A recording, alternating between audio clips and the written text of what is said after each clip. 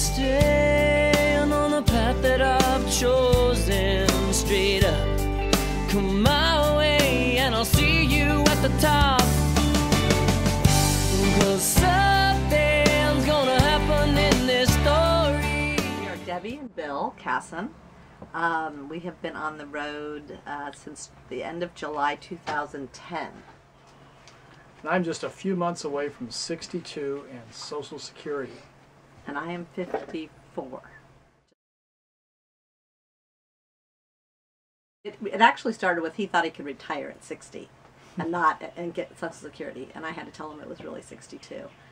So he was working. We were living in Tahoe, which was a fabulous place to live, but Bill was getting a little tired shoveling snow and not very happy being in the office, you know, full time. And what he does is he writes reports, so he could really do that from anywhere. And I'm an accountant. We couldn't go to Burning Man in a tent any longer.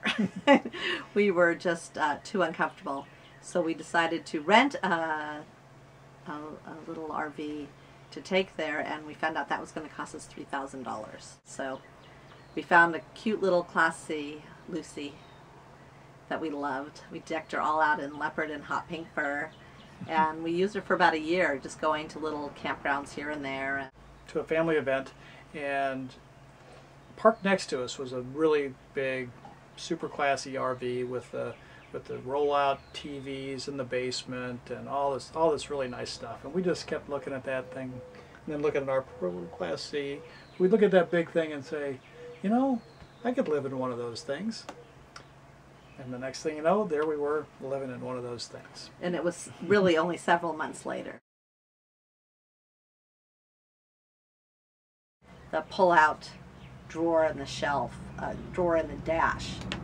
So that's, for me, I could just see I could put my computer up there and pull my keyboard out and have that, and that would work for me. And or you. Right. And we didn't want to get anything too big. I mean, I had to drive it pretty much all the time, so I wanted something that was relatively easy to drive. We wanted a couple of push-outs so that we would have some space to have company over and just be comfortable living in. And again, on length, we wanted to have lots of options in terms of where we could stay. And a lot of what we had read indicated that you know, much over 35 feet, and you're kind of out of a lot of places, in particular state parks or national parks. People get very excited when we tell them what we do, and they usually want to do it too, and in some way, and just are jealous, actually. Except for my mother, who calls me a gypsy. Yeah. Yeah. There's a lot of envy, I think, in some regards. As people just look at the freedom that you have, the ability to go and see places that they also dream about seeing, but feel like they really can't get out there and do too much of that. And the RV lets you bring your house there. So, you know, we both vacation and work at the same time. It is interesting that people think that their jobs, they're very closed in as to what they think they can do on the road and what they think they can't do on the road. I was talking to someone just the other day who said that they were a teacher and that there's no way that they could do that on the road. And I said, oh, well, sure you can. There's so many online teaching jobs nowadays. All the colleges have online classes, and actually Bill has a friend who does online teaching. So there's so many different ways to look at what you do, and people really don't realize that they box themselves in. If it's something that you really want to do, you can find a way to do it.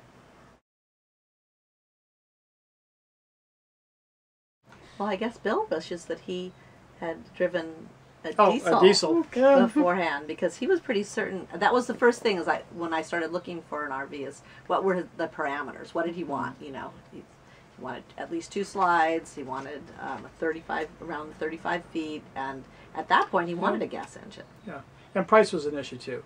I mean, for me, I'm in the environmental business, and one of the things that we have to evaluate all the time is the impact of diesel emissions on people.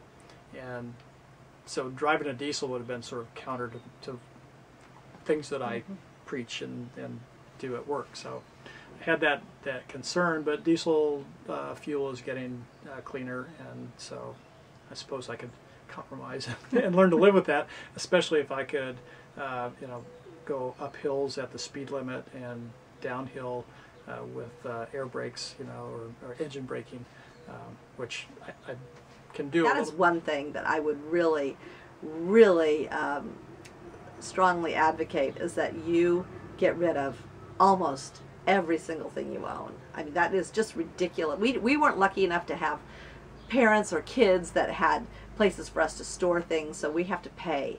And there's still, we could even reduce it more, but I wish we had done that differently.